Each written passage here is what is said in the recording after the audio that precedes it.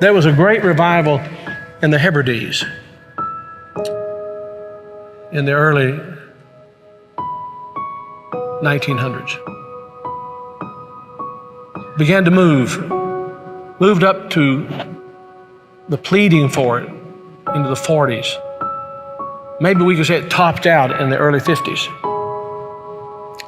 Two old women, one was 84 years old and one was 82 years old. One was blind and one was humped over so badly with spinal stenosis, just arched over. But they had passion for revival. They wanted God to work. This is what happened. They couldn't even get out to the church to pray. They couldn't even get out to the church to worship. Their house became a place to meet. People came in. They got so passionate about revival coming to their isle, the Isle of Lewis. They got so passionate about it. They confronted the preacher and wanted to know if he was thoroughly right with God. And they prayed and prayed and prayed. And they'd seen the Lord, they said, with the church filled up and God blessing, a great overflow. And the fire of God struck that tiny little obscure place off the coast of Scotland. And when it happened, there was a young teenage boy that got saved in it.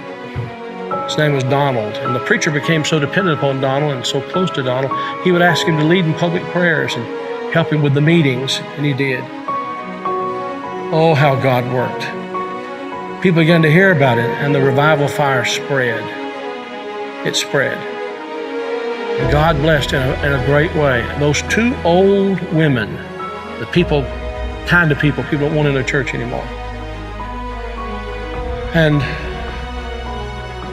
from that same island, there was a young girl who was a cousin to Donald Smith, who immigrated to America.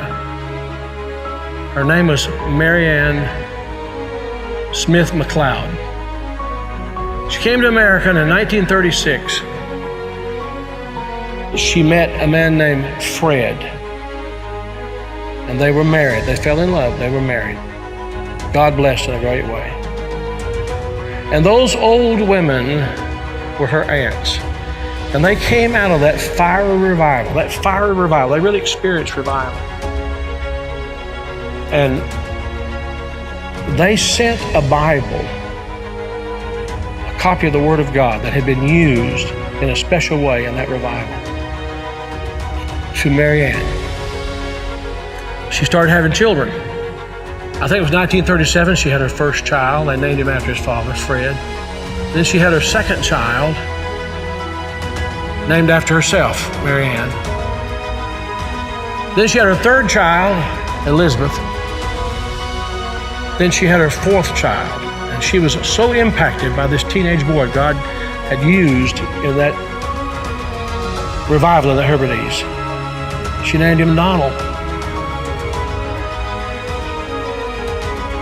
And she gave him that Bible, that Hebrides Revival Bible. He was born in 1946.